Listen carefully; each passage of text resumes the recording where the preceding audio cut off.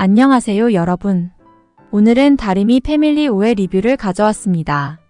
이번 회차도 사건 사고가 가득했는데요. 함께 재밌게 정리해볼까요? 다림이 강주에게 빚 갚으라고 전화를 걸었는데요. 강주는 포장마차로 달려갑니다. 하지만 다림은 술에 취해 잠들어 있었죠. 강주는 할아버지 라이터를 딱딱거리며 그녀를 깨웠습니다. 그리고 그때 모텔비 5만 원을 주며 그때 이후로 다림이 남자와 함께한 경험이 없었다는 걸 알게 됐어요. 굉장히 의미심장한 순간이었죠. 지승돈 회장과 그의 아내 지연 사이에서도 갈등이 폭발합니다. 지연은 드레스룸 뒤에 숨겨둔 비밀 금고가 있었는데요. 지 회장은 그 금고를 없애려 하지만 너무 무거워서 실패합니다. 지 회장은 내가 아내가 아니었으면 신고했을 거야 라며 화를 냈고, 지연은 난 상속받은 돈이니까 떳떳해 라며 맞서 싸웁니다. 부부 사이가 점점 멀어지는 모습이네요. 차림은 봉희와의 갈등으로 따귀까지 맞게 됩니다. 눈 때문에 편애를 받았다는 이유로 봉희가 보증금을 돌려주지 않으려 하자 오열합니다. 이 장면에서는 다림의 복잡한 심정이 잘 드러났어요. 무림은 신혼집 전세금 2억을 돌려주겠다고 선언합니다. 자기가 전세금을 마련하겠다고 하는데요. 하지만 봉희는 그 돈을 다림의 눈치료비로 쓰자고 제안합니다. 무림은 자신의 자존심을 지키고 싶어 하지만 가족을 위한 고민도 깊어 보이네요. 포장마차에서 다림은 술값이 부족해지자 태웅에게 전화를 걸지만 받지 않아요.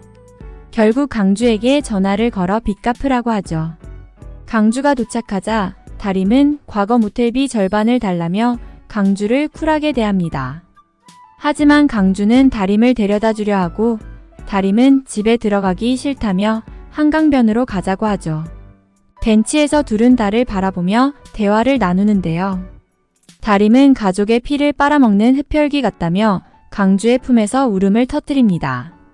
이 장면은 감정적으로 아주 강렬했죠. 한편 만득과 길래는 산속에 숨겨둔 돈가방을 떠올리며 일부를 가져와 쓰려 하지만 너무 무서워서 고민하는 모습이 그려집니다. 미연은 남편과 이혼하려고 하는데 남편이 준 돈을 봉희가 받아버렸다는 사실에 화가 납니다. 결국 봉희는 3천만 원을 미연에게 돌려주죠. 이 장면에서도 가족 간의 갈등이 팽팽하게 그려졌습니다. 다림은 이제 가족들의 얼굴도 비우는 것도 보고 싶지 않다고 고백합니다. 이 장면에서 다림의 내면이 얼마나 지쳐 있는지 느낄 수 있었어요. 앞으로도 강주와 다림, 그리고 주변 인물들의 이야기가 어떻게 흘러갈지 기대되지 않으신가요? 구독과 좋아요, 알림 설정까지 부탁드리면서 다음 리뷰에서 만나요. 안녕하세요 여러분. 오늘은 다림이 패밀리 6회 리뷰를 준비해봤습니다. 이번 회차는 정말 사건이 많았죠? 자, 그럼 바로 시작해볼까요? 태웅이 옥상에서 등목을 하려다가 다림이 나타나자 깜짝 놀라 급히 옷을 입습니다. 다림은 안 보이니까 이런 때가 좋다며 오빠 등목을 시켜주겠다고 하죠. 오빠 등 넓다. 비누 칠해줄까? 라는 말에 태웅은 하지마 라며 당황합니다. 이 장면은 정말 웃음 포인트였죠. 지승돈 회장은 형사 앞에서 비서 오민기에게 핸드백 속 100만 원을 훔치려 했냐며 경찰에게 협조하라고 합니다. 오민기도 상황 파악 후 자백하는 척하지만 강도의 정체가 양길순이라는 건 절대 말하지 않습니다. 이 둘의 연기 긴장감 넘쳤죠? 다림은 봉희에게 미러클 아이 주사 치료를 포기하자고 말합니다. 8억 빚을 져도 갚을 수 없고 가족들에게 빚지고 살 수 없다는 거죠. 하지만 봉희는 시세포가 죽기 전에 치료받아야 한다고 주장합니다. 이 갈등 정말 안타까웠습니다. 다림은 차림의 회사로 찾아가 눈치료를 받지 않겠다고 선언합니다. 그러니 보증금도 빼지 말라고 하죠. 하지만 차림은 냉정하게 점심시간 끝났으니 가라고 하고 30년 동안 감옥처럼 살았는데 이제 독립했다고 말합니다. 차림의 이 말 얼마나 차가운지 정말 소름 끼쳤습니다. 술 취한 강주가 다림에게 왜 그때 나랑 함께 하자고 했냐? 고 묻습니다. 다림은 강주는 매력이 없지만 시나리오 속 남주인공이 매력 있어서 그랬다고 솔직하게 답하죠. 넌 글 따로 사람 따로야. 재수없어. 라는 말에 강주가 고마워라고 답하는 장면도 정말 웃음이 터지는 순간이었죠. 만득과 길래는 의약산으로 돈가방을 찾으러 가는데 길을 또 잃어버리고 해가 집니다. 이 장면 여러분도 보면서 얼마나 답답하셨나요? 이렇게 이번 다리미 패밀리 6회는 여러 갈등과 감정들이 얽히고 설킨 에피소드였는데요. 다음 회차도 정말 기대되지 않으신가요? 구독과 좋아요, 알림 설정까지 부탁드리면서 다음 영상에서 만나요. 안녕하세요 여러분. 오늘은 주말 드라마 다리미 패밀리 7회 리뷰로 찾아왔습니다. 이번 에피소드 정말 재미있는 장면들이 많았는데요. 그럼 바로 시작해볼까요?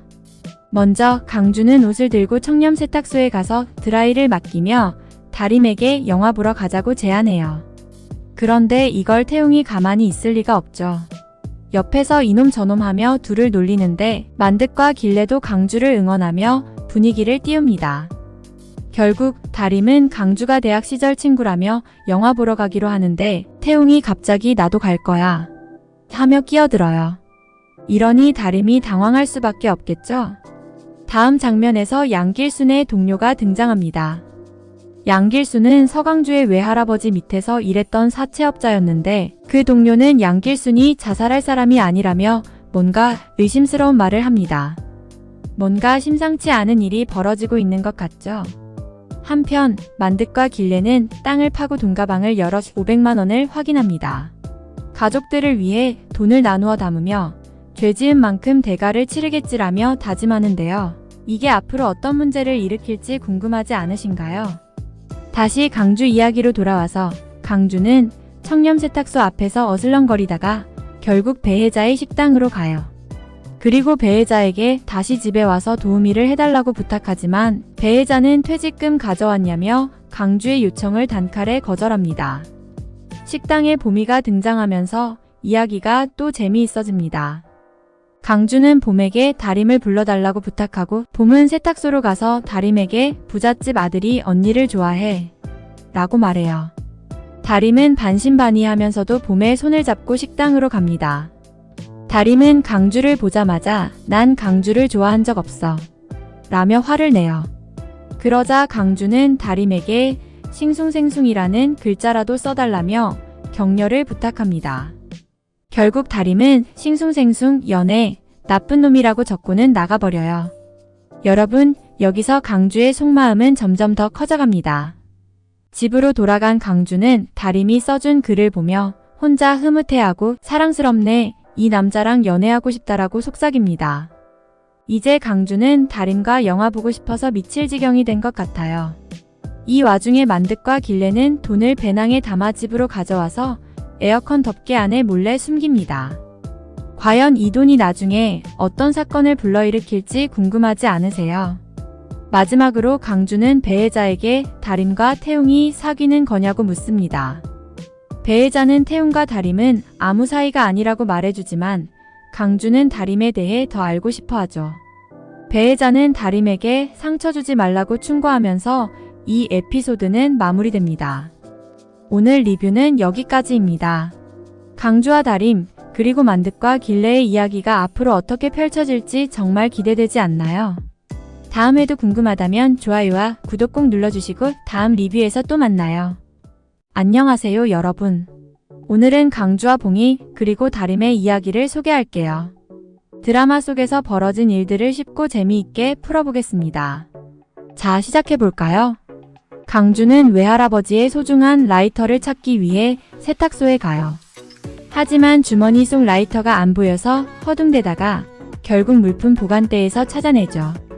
기뻐서 라이터를 계속 켜다가 그만 실수로 떨어뜨리게 돼요. 그 순간 세탁소에 불이 나기 시작하고 불길은 순식간에 퍼지게 됩니다. 한편 다림과 친구들은 공포영화를 보고 있었어요.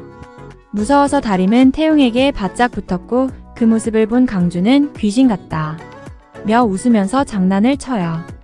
그러면서도 우동을 먹으며 강주와 태웅은 티격태격하는 모습을 보입니다. 그런데 여기서 큰 사건이 터집니다. 세탁소 안에 감춰져 있던 30억 원이 함께 불타버린 거예요. 이 소식을 들은 봉이는 세탁소로 달려갔지만 이미 모든 것이 제가 되어버린 세탁소 앞에서 절망에 빠지게 되죠. 무림은 경찰서로 가며 다림 친구 서강주가 불을 냈다고 신고해요. 다림은 강주는 내 친구가 아니다 라며 화를 내죠. 강주는 불을 끄려다가 연기를 너무 많이 마셔 병원에 실려갔고 병상에서 깨어난 강주는 봉희에게 진심으로 사과하며 세탁소 변제는 제가 책임지겠습니다 라고 약속합니다. 하지만 봉희는 얼마가 됐든 상관없어. 우선 치료부터 받아 라며 타이릅니다. 그리고 또 한 명 승돈 회장도 병원으로 달려왔어요. 그는 피해자에게 모든 치료를 약속하며 책임을 지겠다고 말해요. 그런데 봉희는 갑자기 승돈의 뒤통수를 베개로 후려치며 이번엔 제대로 계산해라 라고 외칩니다. 승돈은 그저 멀뚱멀뚱 고개를 돌리고 말죠. 결국 다들 퇴원하기로 결정하고 봉희는 만득과 길래에게 의학산으로 가서 다림의 치료비를 찾아야 해 라고 말해요. 세 사람은 산으로 가서 땅을 파고 드디어 두 번째 돈가방을 발견합니다. 세 사람은 기쁨의 웃음을 터뜨리죠. 다림은 마침내 아이 미러클 치료를 받게 되었고 수술실 밖에서 봉희는 간절히 기도합니다. 집에 있던 만득과 길래도 아들의 영혼에게 도움을 청하며 기도하죠. 마지막으로 태웅은 타버린 세탁소를 청소하면서 다림을 생각하고 있었는데 그때 무림이 와서 봉희의 손을 잡으며 힘내라고 위로해주는 따뜻한 장면이 이어집니다. 오늘 영상 재밌으셨나요? 강주와 봉희, 다림의 이야기는 이렇게 흥미진진하게 전개되고 있는데요. 다음 이야기도 기대해주세요. 구독과 좋아요 잊지 말고 눌러주시고 다음 영상에서 또 만나요. 감사합니다.